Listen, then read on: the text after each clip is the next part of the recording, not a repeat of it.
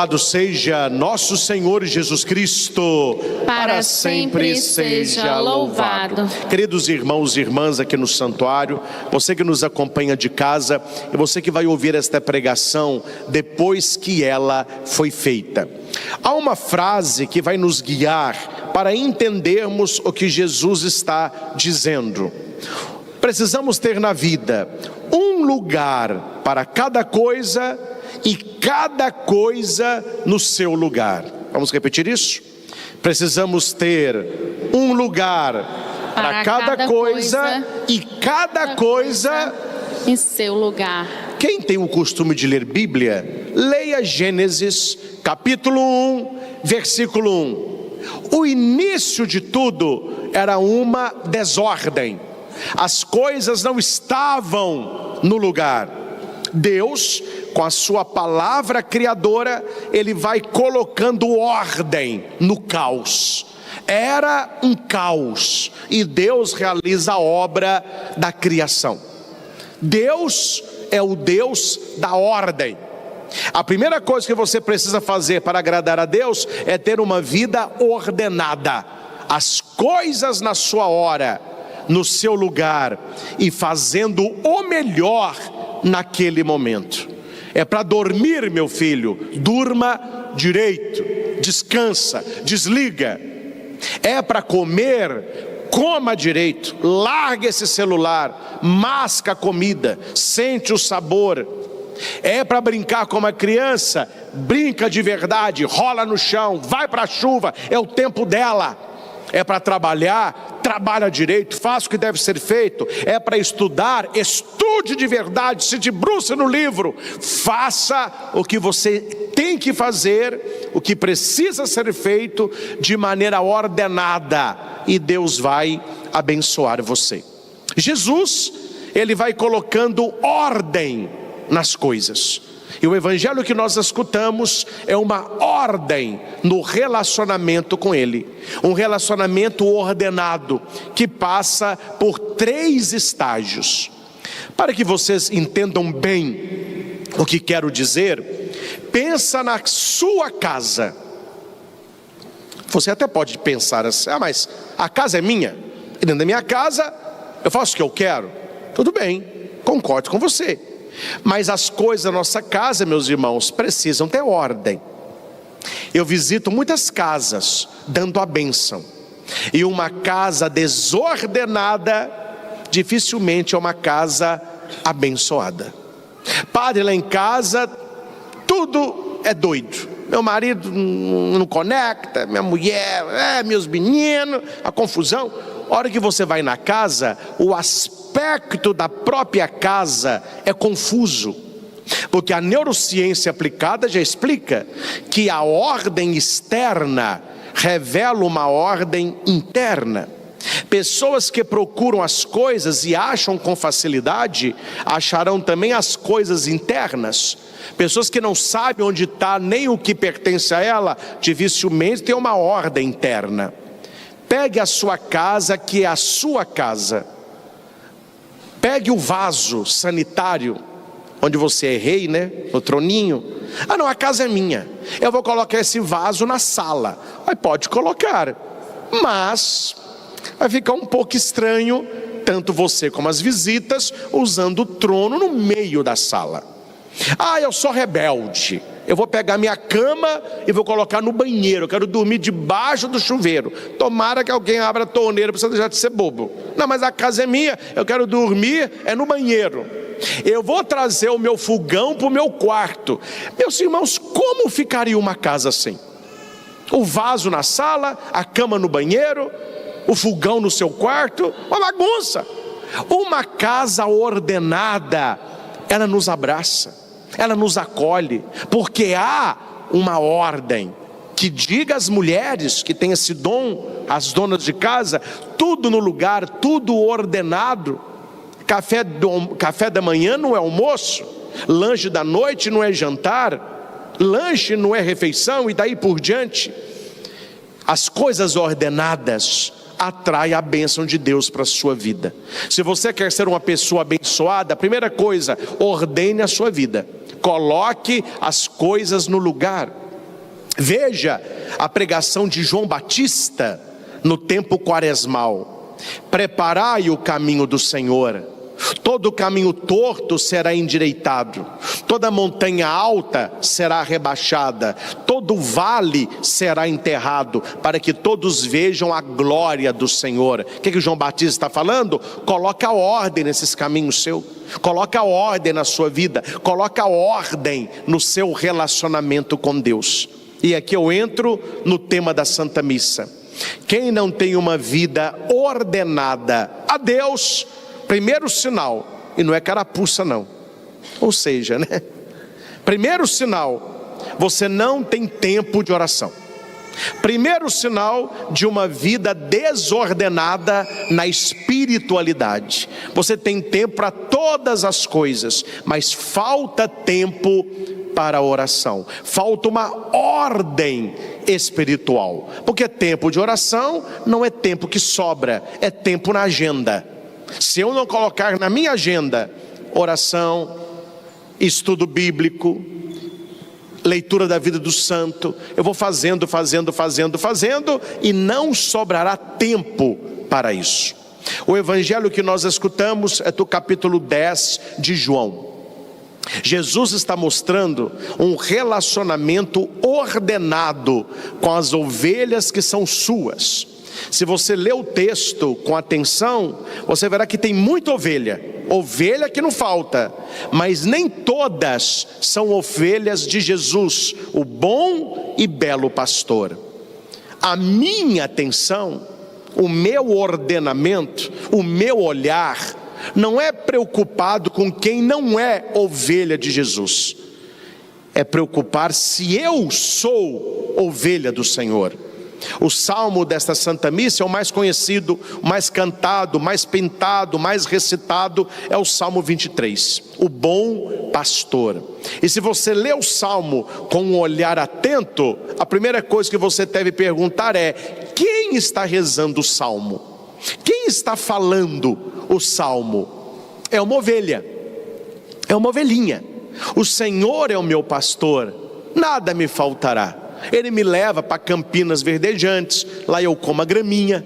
Ele me dá águas refrescantes. Ainda que eu passe por um vale escuro, Ele está comigo. Ele prepara uma mesa na frente dos meus inimigos. Ele passa óleo na minha cabeça, meu cálice transborda, etc. Para que esta ovelha possa rezar este salmo, é preciso uma premissa. Tem uma condição aqui. Qual é a condição? Ela ser ovelha do rebanho do bom pastor. Porque se ela não fosse ovelha do rebanho do bom pastor, ela não poderia dizer: Ele é o meu pastor. Porque aqui está escrito que o pastor, que não é ladrão, que não é assaltante, que não vai roubar a ovelha, que não vai matá-la, ele entra pela porta. O porteiro abre a porta ao pastor. Ele chama as ovelhas pelo nome e essas ovelhas o seguem. A questão é se nós estamos nessa confusão do mundo, discernindo qual é a voz do bom pastor, a quem você segue. Graças a Deus, nós estamos no pontificado de Papa Leão, e graças ao bom Deus, ele tem rugido.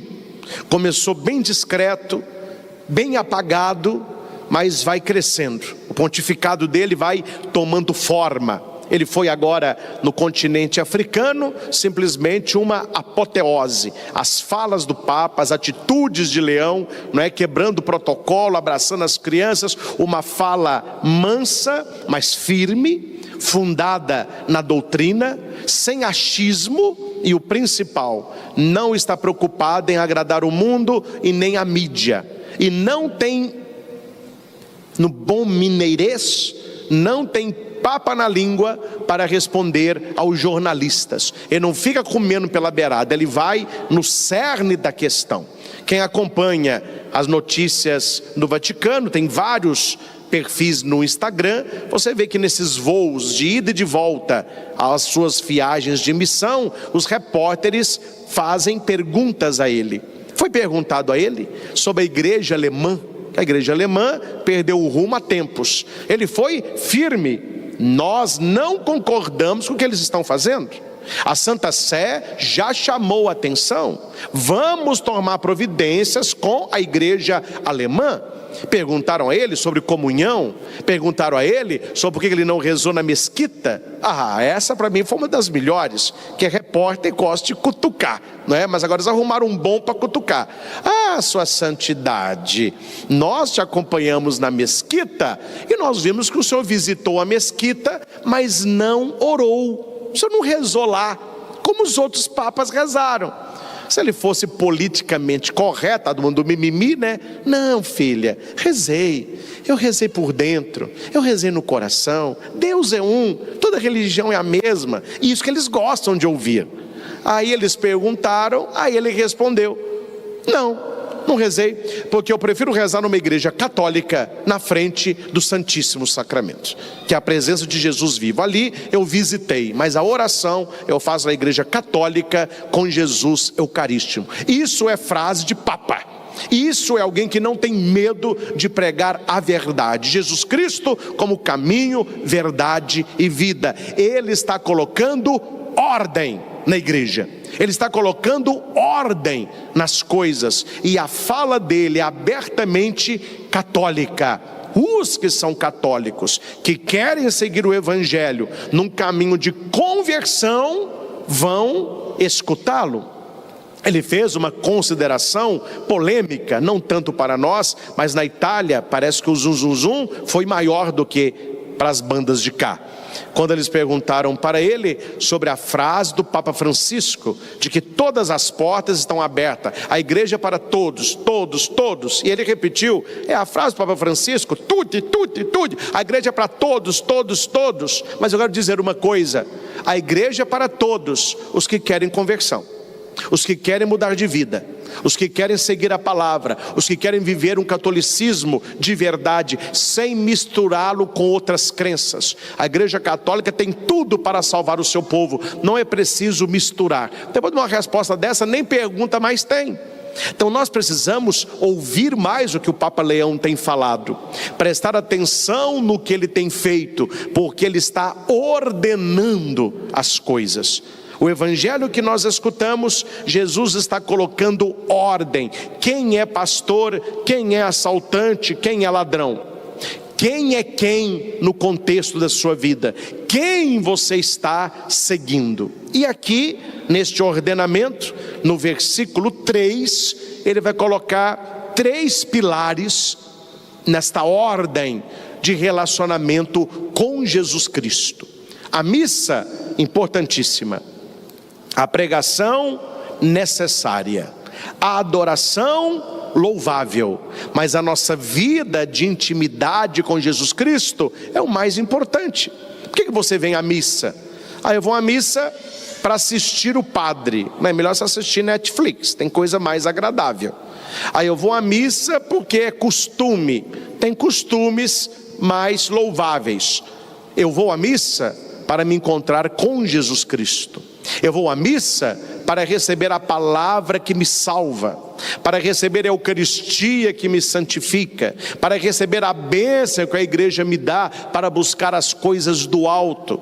Quando você entende o motivo de você estar aqui, você não veio assistir nada, você veio participar, você veio celebrar. A missa é presidida pelo padre, mas toda a assembleia celebra comigo, nos cânticos, nas respostas, na postura corporal, ora em pé, ora sentado, ora ajoelhado, a postura das mãos, a inclinação da cabeça, a abertura do coração, seguindo os ritos, vivendo os ritos, sentindo os ritos. Aí a missa se torna algo único para você, e você descobre que final de semana sem missa é semana sem graça. Faltou a missa no domingo, falta algo, porque não é algo externo, né? É algo do coração.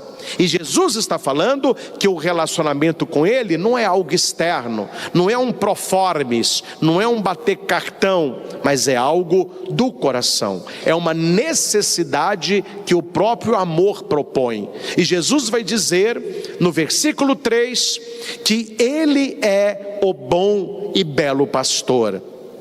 Para Ele o porteiro abre. E aqui nós temos 3 atitudes. Primeira atitude: as ovelhas escutam a sua voz. Segunda atitude: ele chama as ovelhas pelo nome. Terceira atitude: e as conduz para fora.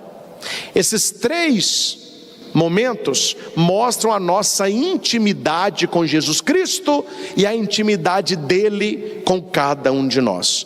Primeiro ponto: e as ovelhas escutam a sua voz. Deixa eu contextualizar rapidamente. Para quem cria ovelha, no sul, no Brasil nós temos, mas é muito forte, né, na Terra Santa, né, Portugal tem muita ovelha. Para ficar mais barato, eles pegam um redil grande. O que é um redil? É um lugar com um murinho de pedra, e eles colocam os rebanhos juntos. Então chega um pastor, coloca as ovelhas dele lá. Eu tenho 40 ovelhas, deixa eu colocar as 40 aqui. Eu tenho 60, coloca as 60 lá. Eu tenho só 10, coloca as 10 lá. E mistura tudo. Todas as ovelhinhas são iguais. Nós conhecemos bem, ou não tão bem assim, né? A vaca, é questão do gado. O gado, ele é marcado, seja a ferro ou na orelha do bezerro lá tem uma placa, aí tem um número, tem um nome do proprietário, etc.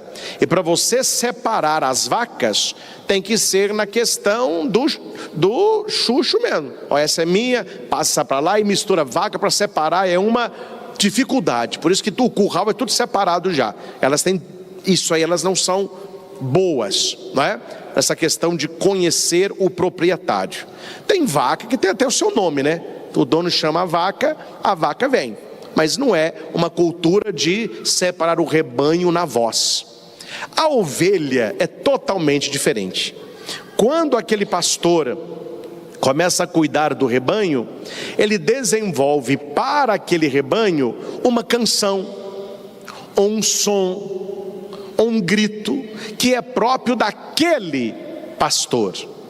Eu já tinha estudado isso, mas eu nunca tinha visto isso, até que numa das minhas idas a Portugal, em Fátima, lá junto ao santuário de Fátima, tem um grande cultivo de ovelhas, e o redil é um só, e ficam os pastores lá, pastor de verdade, eles trabalham com isso. Aí o guia me disse: padre, o senhor que é pregador, vamos lá para o senhor ver de manhã como que as ovelhas saem. O senhor vai utilizar isso em pregação, porque no Brasil não tem. Aí acordei cedinho, lá fui eu. Cheguei lá, estava ainda bem cedo, as ovelhas todas deitadas, lindo, parece que é tanto de floquinho de algodão, né? Mas que tanto. Aí ele falou: presta atenção, chegou o primeiro pastor. Aí o pastor chegou: bom dia, bom dia. Falei: bom dia. Falei assim: viestes ver? Falei: vim ver como que é o negócio aí. Então preste atenção, estamos cá para isso. Aí ele abre a porteira, todas as ovelhinhas deitadas. Aí ele fez um barulho mais ou menos assim. As ovelhas dele levantou a orelhinha, e ele começou a bater o cajado. As dele levantou, e saiu. E ele contando. Hora que a última que levantou saiu, ele falou: 30, e saiu. Nenhuma que não era dele sequer levantou a orelha. As dele reconhece esse som, é a voz do meu pastor, esse é o meu. Levanta a orelha e saíram. Chegou uma moça, e foi trabalhar no lugar do pai.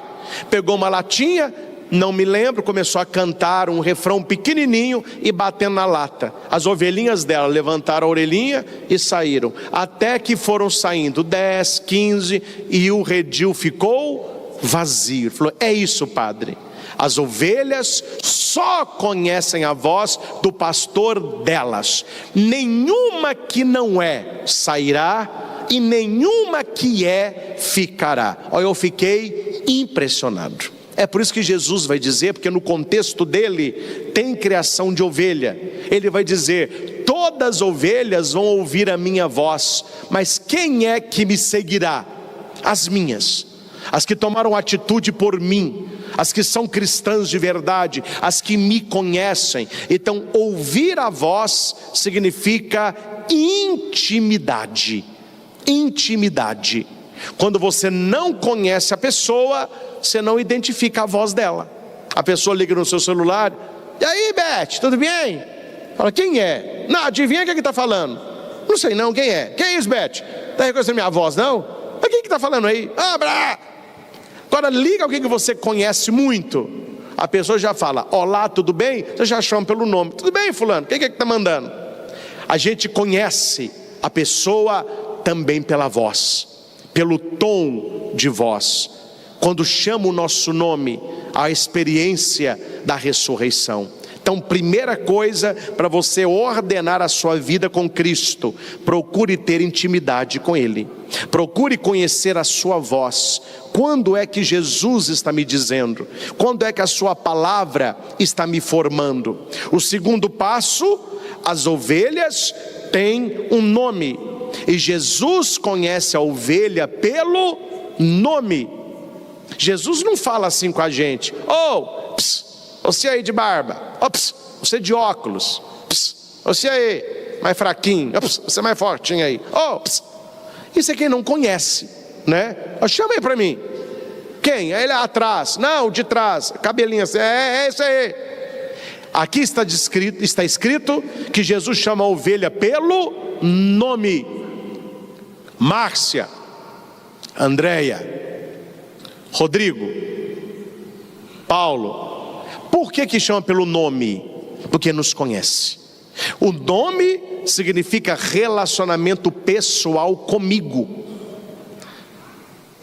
Há uma coisa, cada um tem as suas resistências. Eu sou muito bom em pregação, no microfone para celebrar, mas na minha vida privada eu sou muito vergonhoso. E eu tenho pânico quando eu tenho que chegar numa festa sozinho. Eu quero ser uma companhia, porque a coisa mais constrangedora, aquele tanto de gente, você chega assim na porta, ó, você não conhece ninguém. Você fica, quer dizer, o pessoal me conhece, eu não conheço. Aquele sorriso amarelo. Gente, mas não tem nada melhor. Nossa Senhora, eu tenho uma experiência de ressurreição. Quando eu chego numa festa e tem alguém na mesa que eu conheço e fala assim que, ó, Padre Christian, senta aqui com a gente. Eu fico assim, ó, Padre Christian, senta aqui com a gente. Não é assim? Gente, ouvir o nome da gente e você ver alguém que você conhece é uma experiência de acolhida. Graças a Deus, eu não estou perdido na festa. Tem alguém que eu conheço e me chamou para ficar na mesa com eles. Todo mundo aqui passa por isso. É essa experiência que Jesus quer ter com você. Jesus não quer que você seja um desconhecido, um colega dele. Ele quer que você seja um amigo, alguém íntimo. Ele te conhece, ele te chama pelo nome e fala: vem ficar comigo. A ovelhinha de Jesus segue Jesus. A ovelhinha de Jesus conhece o tom de voz do pastor. A ovelha de Jesus conhece a palavra de Jesus. Hoje, meus irmãos, infelizmente, é com dor no coração que eu digo, não basta ser pessoa da igreja. Você tem que pensar muito bem o que a pessoa está falando, aonde que ela tirou isso. Porque nós temos muitas pessoas na internet falando um festival de besteira. Até irmãozinhos nossos, exaltando o que a igreja nunca exaltou, colocando como normalidade o que não é palavra da igreja. E as pessoas ficam perdidas. Que vai num padre, a pregação é de um jeito, vai no outro, a pregação é de outro. Pede um conselho a um, não pode. Pede o conselho a outro, fique à vontade. Confessa com um, é pecado mortal. Confessa com outro, vai que é tua, está feliz, está valendo. As pessoas estão perdidas. O que está faltando? Um ordenamento. Um ordenamento na palavra, um ordenamento na doutrina. Por isso que o Papa está muito atento a isso. Tivemos agora a reunião nacional dos bispos em Aparecida. Eles estão atentos à liturgia. Coisas que estão acontecendo na missa que até o diabo duvida. Invenções, criatividade. Aí gente andando de patins, e santismo entrando de drone, e bomba, a confusão. Quer dizer, onde falta a espiritualidade, onde falta a formação, onde falta o senso de adoração, sobra criatividade. Como a missa é muito chata, isso aqui não quer dizer nada, deixa eu ser criativo, deixa eu agradar o povo, né? Deixa eu fazer alguma coisa para não é assim que funciona. O ordenamento bíblico, ele vem da intimidade. Veja, claro que não é um exemplo a seguir, né? Mas veja um casal apaixonado e veja um casal brigando, como que é diferente. Quanto mais apaixonado o casal é, mais baixo ele fala. Eu vejo de vez em quando os casais de namorados, no shopping, no restaurante, eles ficam assim aqui, ó.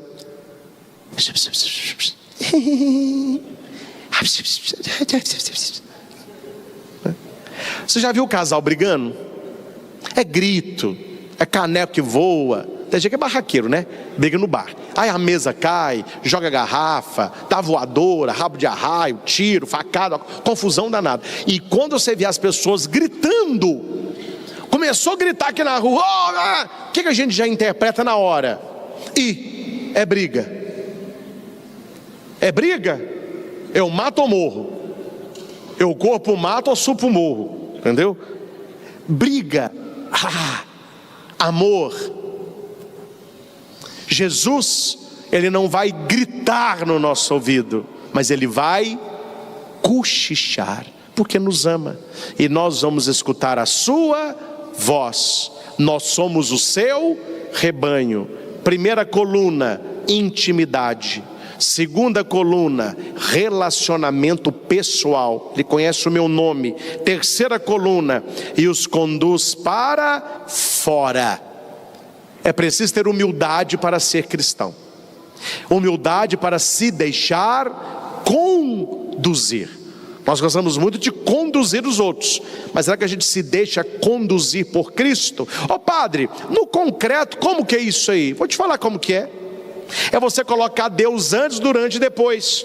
Aceitar o que Deus faz e fazer o que Deus quer. Vai começar a namorar, vai no bom pastor primeiro. Jesus, me conduza.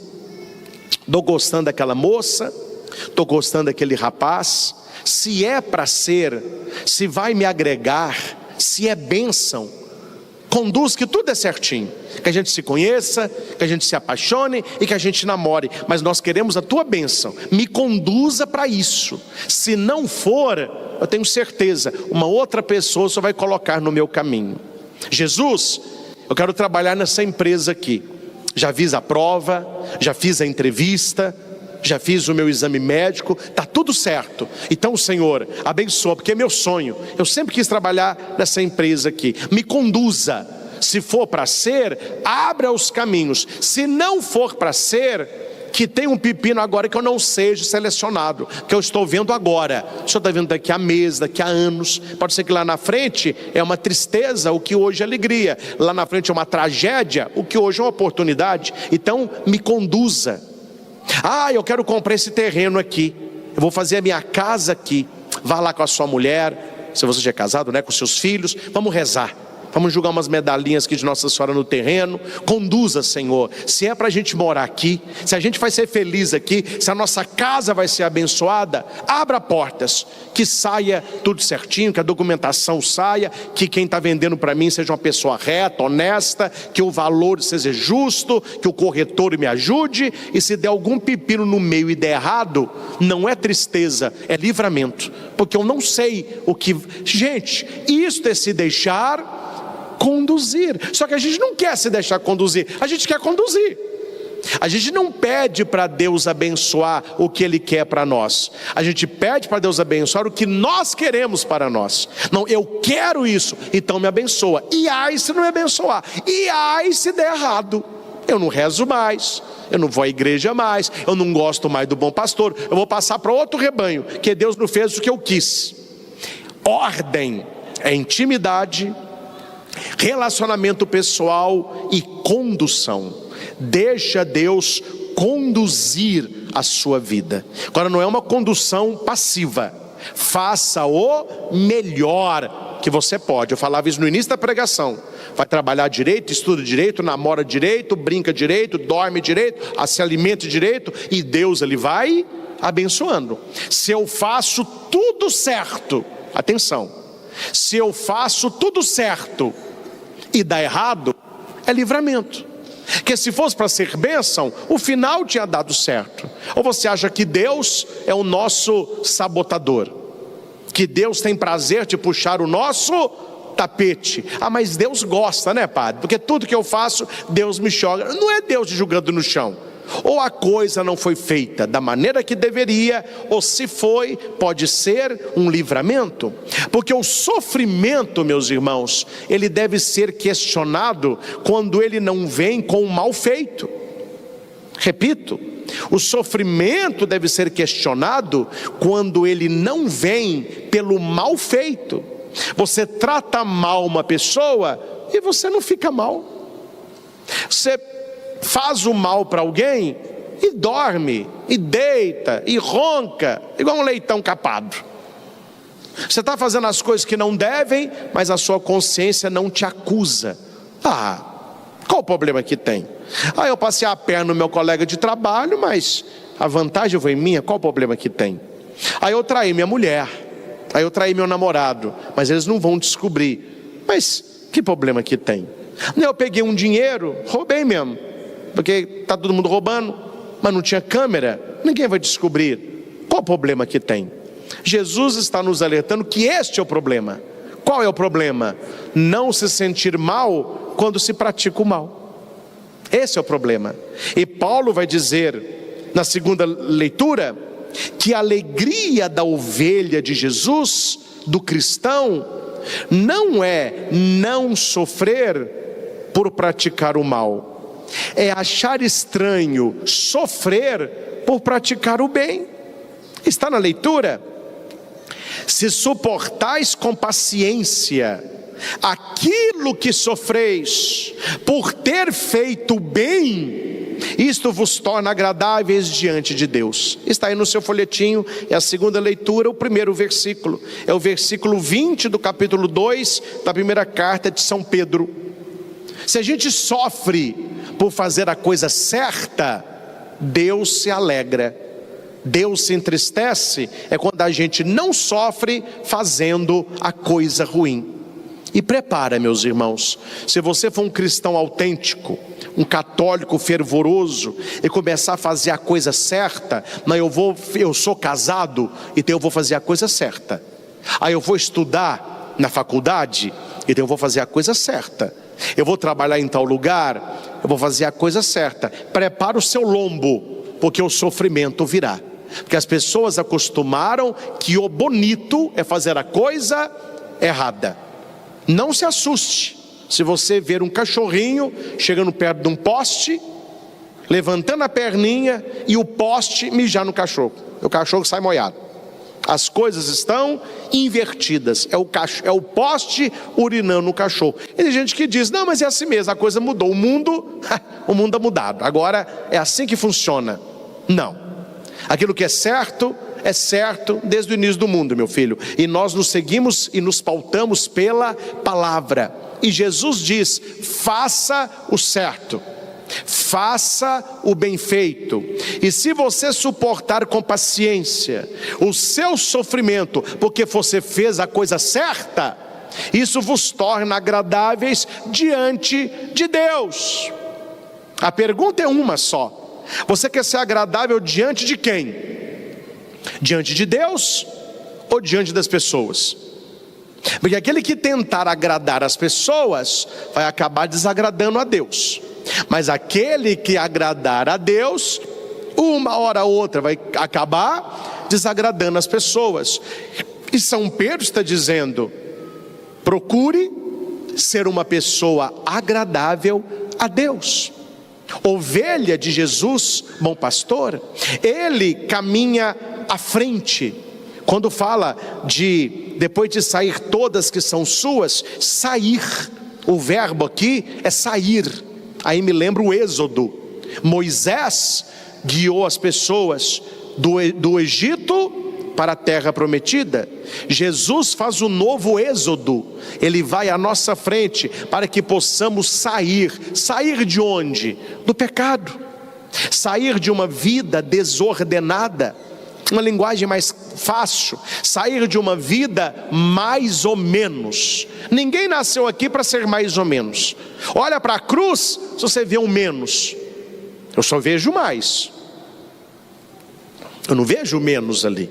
É só mais redenção, mais cura, mais vida. Jesus disse: o ladrão vem para roubar, matar, destruir. O diabo.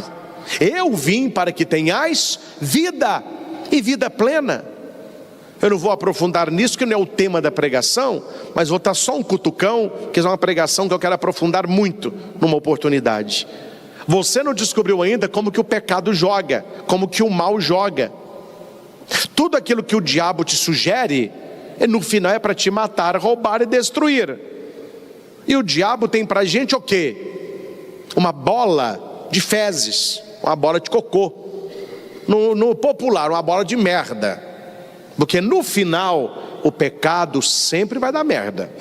Mas se alguém te oferecer uma bola de cocô, você quer? Você aceita? Você quer uma bola de cocô? Enrolar assim um cocô e pôr um palito para te dar, para você lamber isso aí? Credo, padre, mas ninguém quer. E o diabo sabe. O que o diabo faz? Ele pega uma bola de merda e passa no caramelo, e passa na calda, e passa em coisa gostosa e te dá. Você, ao invés de seguir Jesus, bom pastor, você vai seguir a tentação. Ah, mas é bom, ninguém vai ficar sabendo, eu mereço ser feliz. Aí você pega aquele e começa, ó. E no início, meu filho, vou te contar, é gostoso mesmo, viu? É prazeroso, você vai se lambuzar. Mas quando ele vê que você caiu na dele, ele vai embora. Porque ele sabe que mais cedo ou mais tarde vai terminar na merda. Deus nos dá um fruto verdadeiro. Bendito o fruto do vosso ventre, é Jesus. Quando você recebe a Sagrada Eucaristia, é a presença viva de Jesus. Não há enganação. Na hóstia não há caramelo, não há calda. É um pãozinho simples, é um pão ázimo, mas ali está a verdade. É Jesus Eucarístico. Há quem faz opção por isso, mas o diabo continua muito esperto, envolvendo o nosso pecado em bolas de caramelo. E no final, quantas pessoas se arrependeram por ter largado Jesus como bom pastor, e no final, o que a gente fala no português? Deu merda. É assim que acaba o pecado. Porque o diabo não te conta a consequência, ele te oferece o prazer. Olha, você está triste? Estou triste. Está carente? Estou carente. Sua mulher está distante. Seu marido, muito frio. Seus filhos, indiferente. Tá bom. Aí vai colocar na vida da mulher um cara, na vida do marido uma mulher, e vai pintar tudo que é de caramelo. É muito bom. O que tem? Uma noite só. O que tem? Você ser feliz? Sua mulher não está querendo nada aí. Ela está querendo. Só que ela oferece a bola de caramelo, né? Aí a pessoa vai, ela se envolve, no final sempre vai dar errado, a mulher descobre, ele perde a mulher, os filhos ficam contra o marido traidor, os amigos falam dele por trás, no trabalho ele é aplaudido, mas por trás as pessoas evitam. Ele já não estava bem nas finanças, agora a mulher vai levar metade da empresa, ele tem que pagar pensão, é um inferno. Aí ele vem com depressão, tem refluxo, tem que fazer. No final o que ele vai dizer? Maldita hora que eu olhei para aquela mulher. Se eu soubesse que ia terminar do jeito que terminou, eu não tinha nem começado. É porque o início é caramelo. As pessoas não entenderam isso ainda. No início da bebida é caramelo. No início do adultério, é caramelo. No início de qualquer pecado mortal, é tudo caramelo. Só que você tem que saber o que está por trás do caramelo. É bosta, meu filho. É merda. E a gente termina lá porque a gente escolhe errado. A gente não consegue escutar a voz daquele que nos dá pastagem, daquele que nos sacia, daquele que nos protege, daquele que quer nos dar vida. E qual que é a estratégia do diabo hoje? Não, eu quero te dar vida, ele quer te dar morte. E as pessoas têm ouvido a voz que não é do bom pastor. E a hora que tudo dá errado, você não vai achar que o diabo vai te ajudar, né? Como as pessoas ficam aos cacos pela rua, que é para oferecer o prato, o diabo oferece. Mas para limpar a merda, é só você. E ele fica de longe, rindo e achando bom. Mais um idiota que eu peguei, deixa eu pegar um outro. Porque nós não estamos entendendo que verdadeira vida de conversão, de amizade, de cuidado, é com Jesus Cristo. Sem Ele, nada podemos fazer. Meus irmãos, continuamos a nossa caminhada. Continuemos praticando o bem. E se sofremos pelo bem praticado, você vai dizer no seu coração: hoje eu fui agradável a Deus. Hoje eu consegui agradar a Deus. Eu fiz o que é certo no meu trabalho. Todo mundo ficou contra mim, mas eu agradei a Deus. Eu fiz o certo no meu casamento. Minhas colegas me criticaram, meus amigos da empresa riram da minha cara, mas eu agradei a Deus. Eu fiz o que é certo lá na minha faculdade. Quase que eu fiquei sozinho na sala de aula, mas eu agradei a Deus. Porque se eu estou sofrendo porque eu fiz a coisa certa, eu estou agradando a Deus. A minha preocupação é quem está fazendo mal e não sofre. Sigamos, meus irmãos, Jesus, bom pastor. Jesus, bom e belo pastor. Ouçamos a sua voz, ouçamos o nosso nome e nos deixemos conduzir por Ele. Quem coloca Deus no início, sempre é feliz no final. Reze antes, reze durante e reze depois. É um conselho de Santa Teresa d'Ávila, chamada Teresona, né? Porque tem a Terezinha. Santa Teresa diz: quer alguma coisa? Reze antes, para Deus abençoar. Reze durante, para Deus perseverar. E reze depois, para agradecer. A oração precede, a oração perpassa e a oração finaliza toda e qualquer ação que é conduzida por Jesus, bom pastor. Esta é a única característica que difere a ovelha de todo o rebanho. Ela precisa ser conduzida. Nessa questão a vaca não precisa. Quem já viu o sítio aí, você abre a porteira de manhã, ela sai, some tudo, você não vê vaca nenhuma. A hora que chega ali no fim da tarde, você vai lá, está tudo na porteira para comer. Você abre a porteira, elas voltam, elas saem e elas voltam. Quem cria ovelha sabe, se você abrir a porteira e soltar o rebanho, meu filho, elas se perdem todas. A ovelha não tem senso de direção. Por isso que o pastor vai conduzi-las, guiá-las. Ele está sempre com elas, chamando, puxando com o cajado, afastando o lobo, dando comida, dando bebida, tirando carrapatinho, dando carinho. As ovelhas precisam do bom pastor. Jesus está falando para mim e para você: caia na real, meu filho, você não é vaca não, você é ovelha. Você não tem direção, você não sabe escolher as melhores coisas, você não sabe escolher nem amizade, você não sabe escolher trabalho, sabe escolher nada. Então eu estou aqui para ajudar você a escolher o melhor. Tem um amigo que passou por uma cirurgia delicada, foi para São Paulo, e o médico falou com ele: olha, eu vou te apresentar aqui 3 tratamentos possíveis, eu vou te ajudar a escolher o melhor, e eu vou acompanhar você. Ele disse para o médico: eu confio no Senhor. Ele indicou o tratamento, ele confiou, operou, voltou a trabalhar já. Se a gente confia numa indicação no médico, a gente não confia no médico dos médicos, que é Jesus Cristo. Você confia o seu cuidado a uma mulher, uma enfermeira, que você nunca viu na vida? Ela vai limpar a sua ferida, vai trocar a sua fralda, vai ver você lá como nasceu, você está lá. A gente confia numa enfermeira que nunca viu. A gente não confia em Nossa Senhora, a enfermeira das enfermeiras, aquela que quer cuidar de nós. Meus irmãos, nós precisamos ter mais vida espiritual. Precisamos ter mais vida de oração. Precisamos conhecer Jesus, bom pastor. E aquele que conhece Jesus não tem medo de se confiar a Ele, porque coisas melhores e maiores Ele haverá de fazer. Que essa Santa Missa nos ajude a sairmos daqui com esta alegria. Eu tenho alguém que cuida de mim. Eu tenho alguém que me chama pelo nome. Eu tenho alguém que me conduz pela minha vida em todas as áreas. Jesus Cristo, o bom e belo pastor. Cabe a mim apenas uma coisa: ser ovelha dele, escutar a voz, me deixar conduzir. Lembre, meus irmãos, a escolha é de cada um, mas as consequências também. Ao Senhor Jesus, bom e belo pastor, toda honra, toda glória e todo louvor.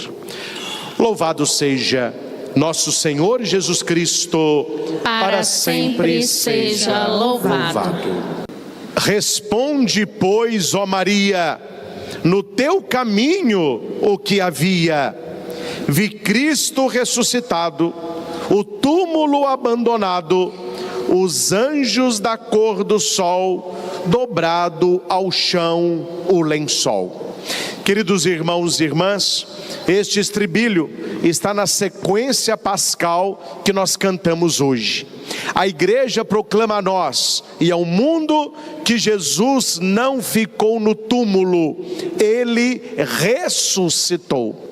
É muito importante conhecer, claro, a vida de Jesus, a palavra de Jesus, a presença de Jesus nos 33 anos que Ele ficou aqui.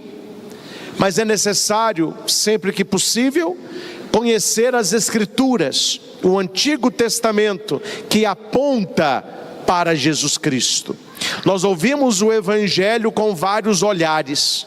Nós temos o olhar de Maria Madalena, é um olhar de desespero. A pedra foi rolada, tiraram o Senhor do túmulo. Nós temos o olhar de Pedro, que é um olhar atento. Ele vê os sinais, o lençol no chão, o pano que estava no rosto de Jesus dobrado à parte. É um olhar atento, um olhar que atesta. E nós temos o olhar de João, que é o olhar da fé. Ele viu e acreditou. O final do Evangelho ilustra tudo isso que nós ouvimos. De fato, eles ainda não tinham compreendido a Escritura, segundo a qual Ele devia ressuscitar dos mortos. Quando nós falamos, meus irmãos, de Jesus Cristo, a história de Jesus, ela não começa na anunciação de Gabriel.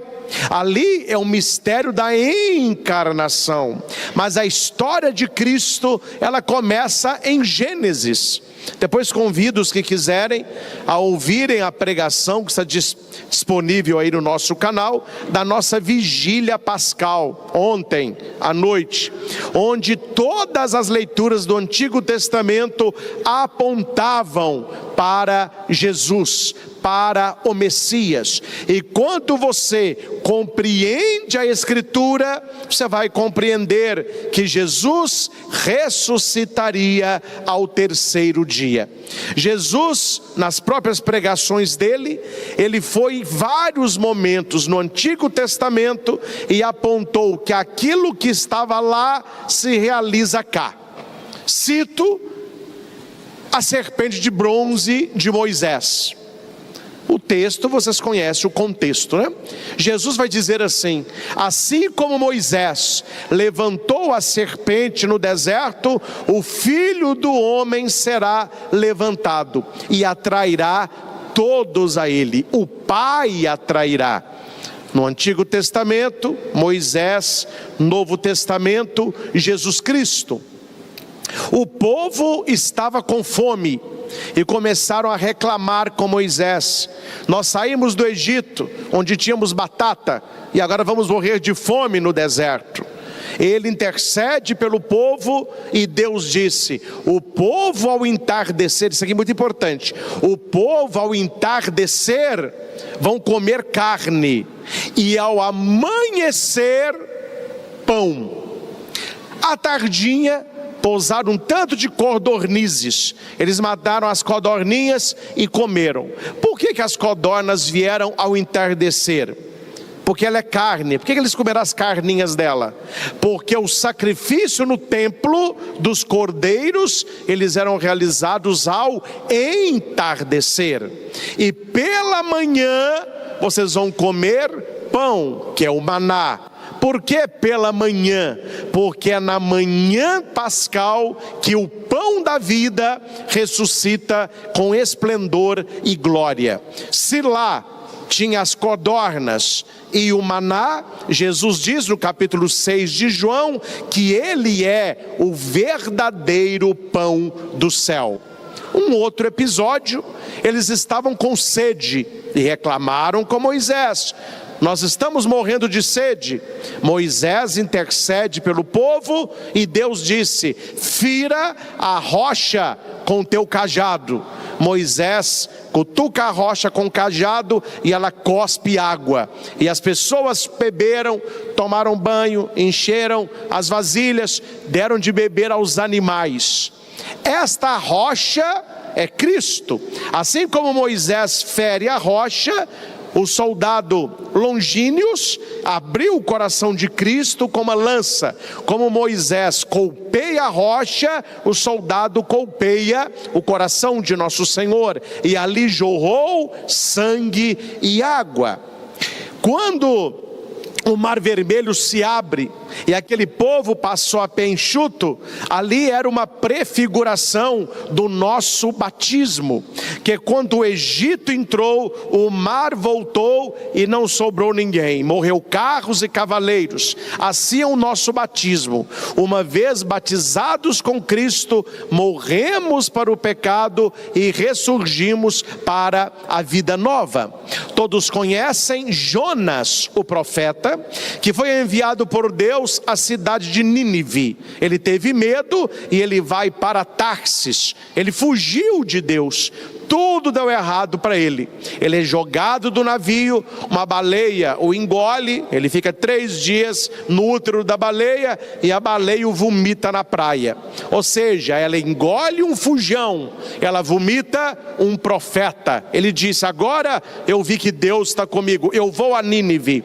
Jesus vai citar este texto dizendo que assim como Jonas ficou 3 dias no útero da baleia, Jesus ficaria 3 dias no túmulo. Por isso, vida nova. E daí por diante. São inúmeros textos do Antigo Testamento que apontam para Jesus enquanto o Cristo e Messias.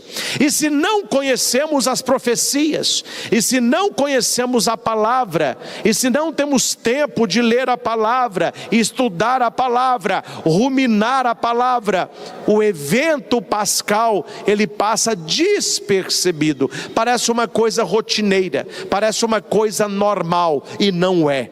A igreja nos convida todos os anos para neste dia celebrarmos o dia maior, o dia da ressurreição, que se torna o primeiro dia. O evangelho que nós escutamos, ele começa assim: no primeiro dia da semana. E por que o evangelho vai dizer no primeiro dia? Porque Deus criou o mundo em 6 dias, ele descansa no 7º dia.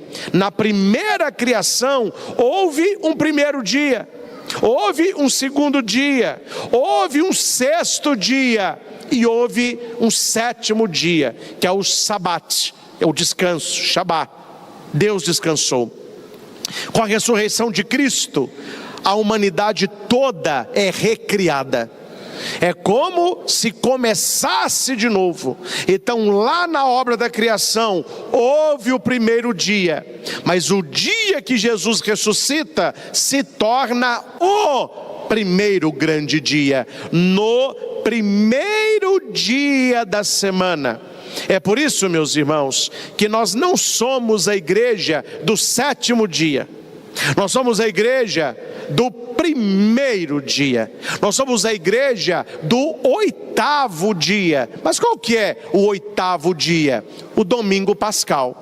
Deus cria o mundo em 6, descansa no sétimo, Jesus ressuscita no oitavo dia. Este oitavo dia é o primeiro dia da nova criação. Por isso que domingo é dia de missa. Por isso que domingo o católico precisa ir à igreja, porque é a nossa Páscoa semanal. Este ciclo de 7 dias sempre haverá o primeiro dia da semana. É por isso que segunda chama segunda. É o segundo dia depois do principal. Então temos domingo, o primeiro dia, o principal dia da semana. Temos o segundo dia depois, segundo, terceiro, quarto, quinto e sexto. Segunda, terça, quarta, quinta e sexta-feira. Quando foi mudado o calendário pelo Papa Gregório, era para ter colocado sétima. Então seria domingo, segunda, terça, quarta, quinta, sexta, sétima-feira. Voltava para o domingo. Conservou-se o sábado. Por que se conserva o nome sábado? Lembrando da primeira aliança, a aliança do Antigo Testamento, o dia do descanso de Deus, que é o Shabat. E depois deste, aí vem o primeiro dia da semana, que é o domingo. E foi exatamente no primeiro dia da semana que Maria Madalena vai buscar Jesus. Grande é o seu amor, mas ainda pequena a sua fé, ou o seu entendimento. Ela amava Jesus Cristo e não podia ficar longe dele, nem que fosse pelo cadáver. Então ela não vai buscar o Cristo vivo, ela vai buscar o Cristo morto e ela não encontra. Cuidado, meus irmãos, com o Cristo que você busca, que você pode não encontrá-lo. Madalena foi buscar um Cristo inexistente, um Cristo falecido, um Cristo derrotado, um Cristo morto. E quando ela vê a pedra rolada, ali é o sinal maior. A pedra rolou, Jesus ressuscitou. Madalena não conseguiu fazer essa leitura. A visão de Madalena estava presa ainda na matéria da carne, e ela vai interpretar a pedra rolada como um sumiço. Eles tiraram o corpo do Senhor e não sabemos onde o colocaram. A pedra rolada é o primeiro sinal da ressurreição. Qual é o segundo sinal que pode passar despercebido? Os lençóis mortuários, que não tem sentido, pensem comigo, levar um cadáver nu. Não tem o mínimo sentido.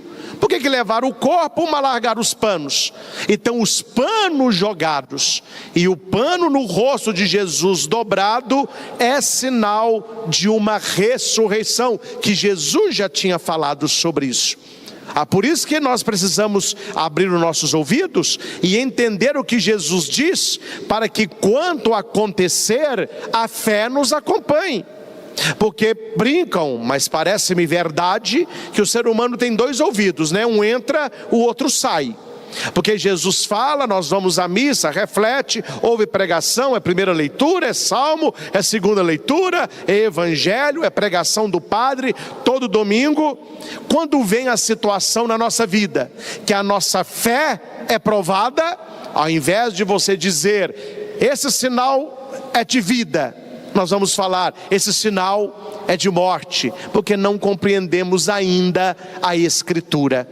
Então os lençóis nos falam de 2 coisas. O lençol jogado no chão fala de um fim, e o lençol dobrado do rosto, o soldário, fala de brevidade. Quando aquele lençol é jogado no chão, significa que acabou. Acabou o quê? A morte. Tanto que a igreja vai cantar: ó morte, onde está a tua vitória? Ó morte, onde está o teu aguilhão? Porque a morte não é boba nada, viu? A morte não é boba nada. Porque quando entrou o pecado no mundo, a morte entrou. E ela devora todos. Ela devora homens, mulheres, crianças, idosos, ricos, pobres, todos a morte devora. Quando Jesus Cristo vem, a morte disse: também será devorado. Também será devorado. E a morte o leva numa sexta-feira, dia 14 de Nisan, na hora 9, 3 horas da tarde. E a morte se deu como vitoriosa. Quem é que vence a morte? Tanto que a gente até fala no nosso cotidiano, né? Tudo na vida tem jeito, só não tem jeito? O pessoal fala isso. Aí a morte foi e acabou com Jesus também. Ela disse: aí ó, tô te falando. Ele falava que era a vida, a verdade, morreu também.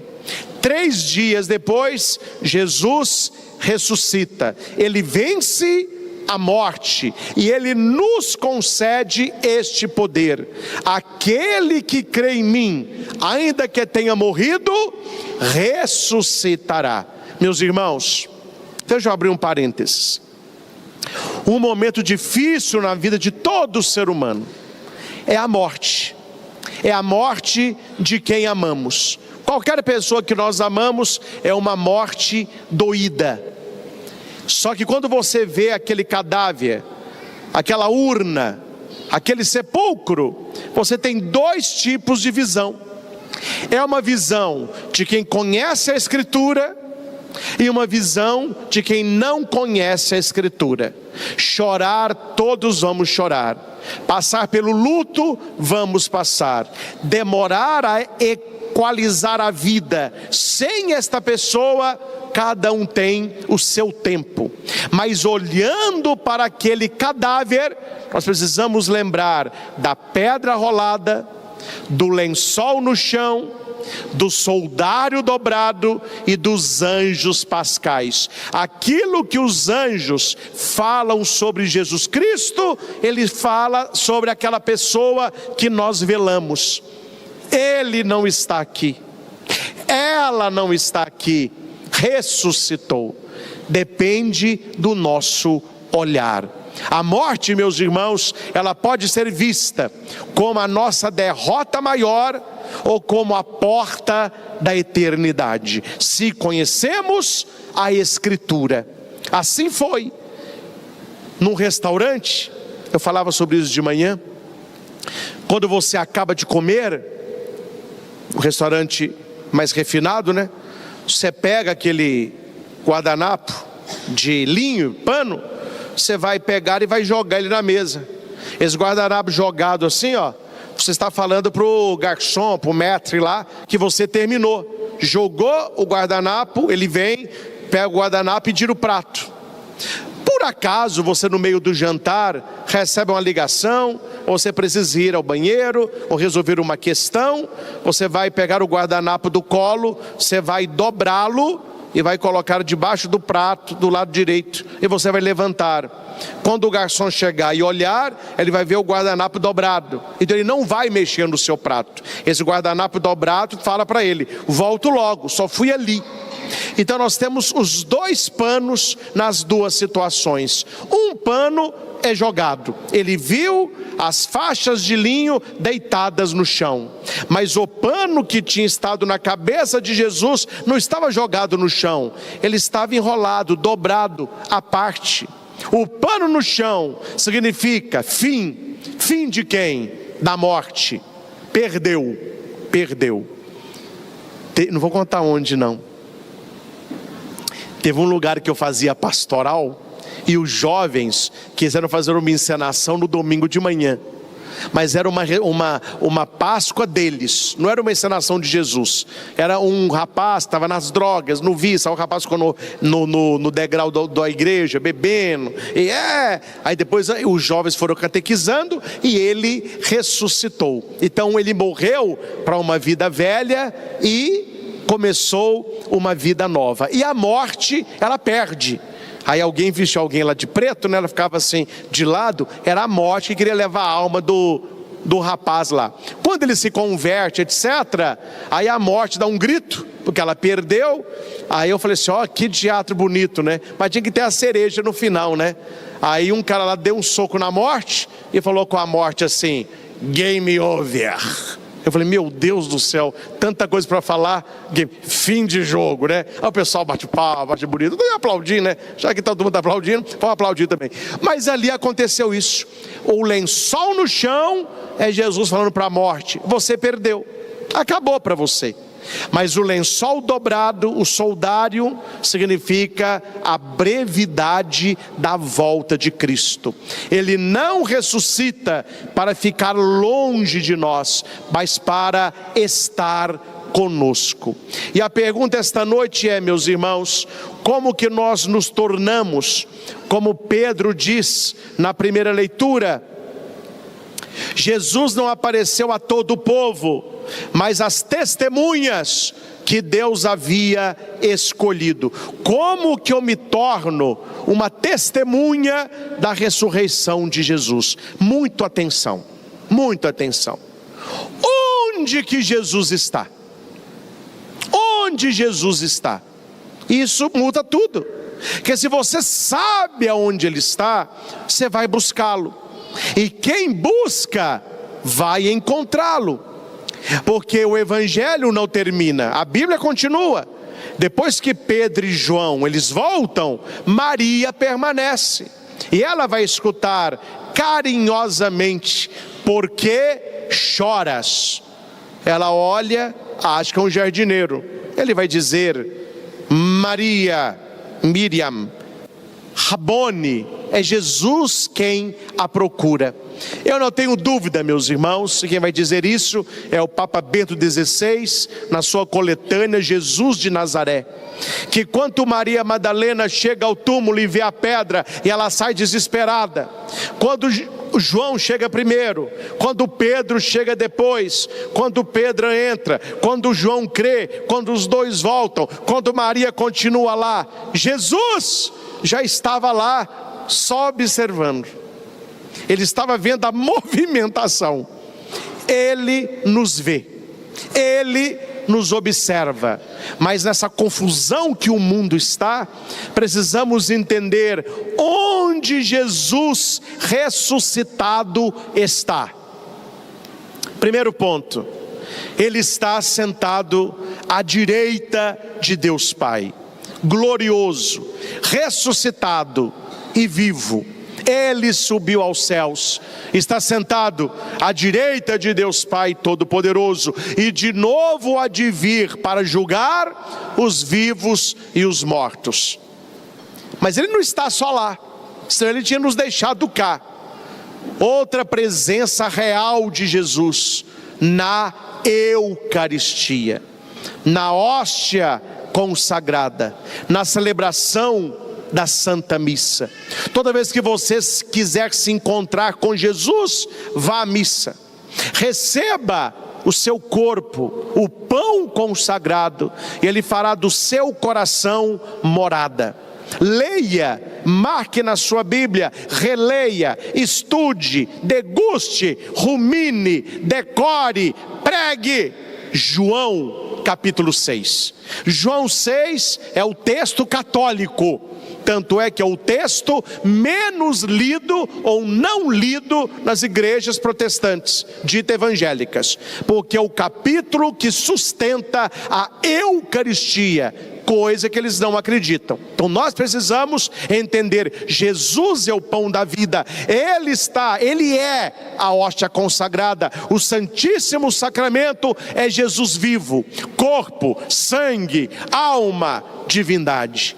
Hoje na nossa carreata tão bonita, tantos carros pela manhã, a gente não ficava falando, Jesus ressuscitou, mas cadê Jesus? Não, é o Espírito, está no céu. Não, Ele estava conosco, nós caminhamos com Ele no ostensório, o Senhor está vivo.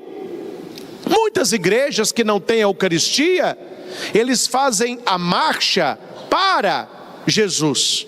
A Igreja Católica não tem marcha para Jesus, ela marcha com Jesus, que é a festa de Corpus Christi. Ele caminha conosco, Ele está vivo no ostensório.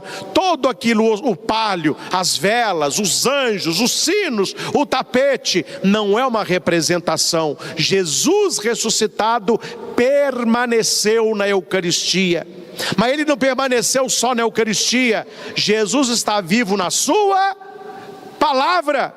A Bíblia fechada é um livro qualquer, mas a Bíblia aberta é a boca de Deus que me fala. Quando você abre a Bíblia, a boca de Deus ela abre e ela fala com você. Tanto é que o incenso, o turíbulo, que a gente usa em missa solene, se incensa ao altar, se incensa o ambão, se incensa a palavra, se incensa o Santíssimo. Por que a igreja tem o incenso? Para mostrar o sagrado. Onde que Jesus está? Ele está na Eucaristia, mas Ele está também na palavra.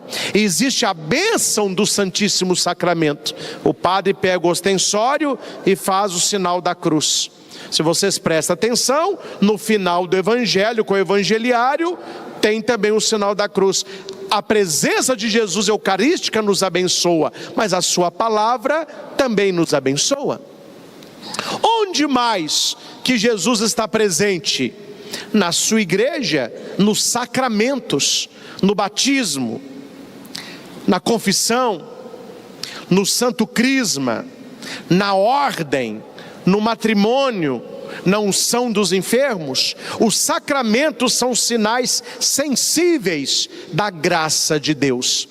Jesus está vivo, presente, onde 2 ou mais se reúnem no nome dele. Ele disse, onde 2 ou mais se reúnem no meu nome, eu estarei ali presente. Então a assembleia, a igreja é lugar onde Cristo se faz presente. Tanto quando o padre diz, o Senhor esteja convosco, a gente responde, Ele está no meio. O que é meio? Que nós estamos ao redor dele. Ele é o centro da nossa fé. Jesus se faz presente no ministro ordenado, no padre. Tanto é que na missa, quando eu digo assim, tomai todos e comei, isto é o meu corpo, você não vai comungar o corpo do Padre Cristian, não? Tomai todos e bebei, esse é o cálice do meu sangue. Não é o meu sangue, não. Só que o padre, ele age em persona Christi, é também a presença de Jesus para a sua igreja. Tanto é, atenção, você vai entender muita coisa agora, incensa-se o altar, porque o altar na missa representa Cristo, o padre beija o altar no início e no final da Eucaristia, incensa-se a palavra, porque a palavra é boca de Deus, Jesus está na palavra. Quando se prepara o altar com vinho e a hóstia que serão consagrados, se incensa. Durante o tempo pascal se incensa o círio, que é aquela vela que foi abençoada ontem na vigília, é sinal de Jesus ressuscitado, é a chama da vitória da vida sobre a morte. Depois que o padre incensa o altar, incensa o crucifixo, o padre entrega o turíbulo, o acólito vai incensar o padre. O padre é sinal de Jesus para nós também. Mas depois que o padre é incensado, o acólito vai para frente do altar. Geralmente eles fazem assim, ó, e você fica de pé. E ele faz assim, ó. Ele vai incensar vocês também. Por quê? Porque a igreja é sinal da presença de Jesus. Que bonito. Então tudo que é presença de Jesus, a igreja exalta na Santa Missa.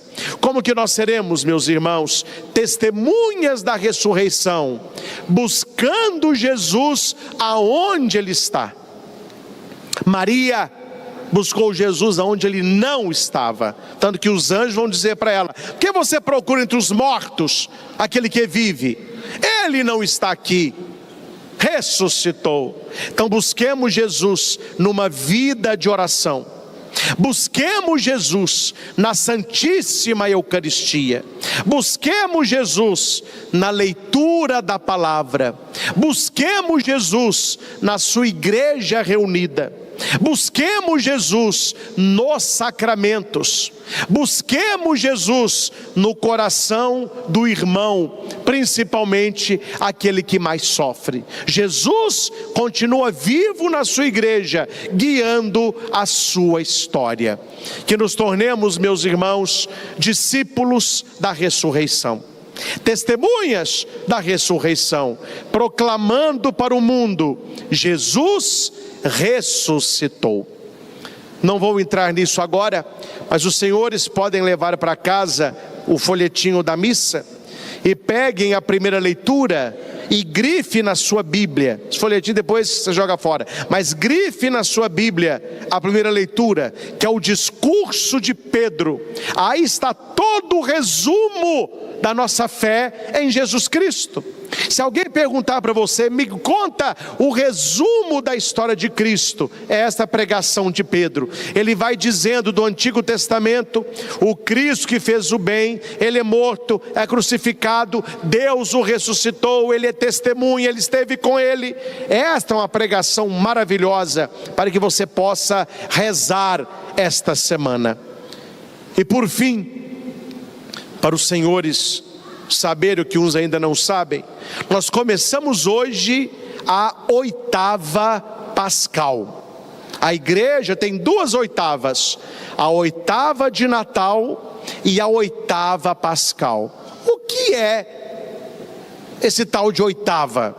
São 8 dias que a igreja celebra como se fosse um único dia, porque eu já expliquei para vocês, Deus cria o mundo em 6, descansa no 7º e o recria no 8º. Qual é o 8º? É o primeiro dia, o dia da nova criação, a Páscoa. Aí a igreja tem a oitava de Natal e a oitava pascal. O que é isso? Do dia do Natal, 8 dias para frente, a igreja celebra um dia só, o Natal. Então de hoje até domingo que vem, o domingo da misericórdia, a igreja celebra um dia só. Qual é o dia? A Páscoa. Então a Páscoa se estende, o dia da Páscoa, até domingo que vem. Então amanhã é Páscoa, terça é Páscoa, sexta é Páscoa, sábado é Páscoa, domingo que vem é Páscoa. É o que a igreja chama de oitava pascal. E nesta oitava pascal nós devemos procurar conhecer o Cristo que ressuscita. Não vou falar que é um dever de casa, é uma sugestão de oração. Você levando o folhetinho, reze essa semana a primeira leitura.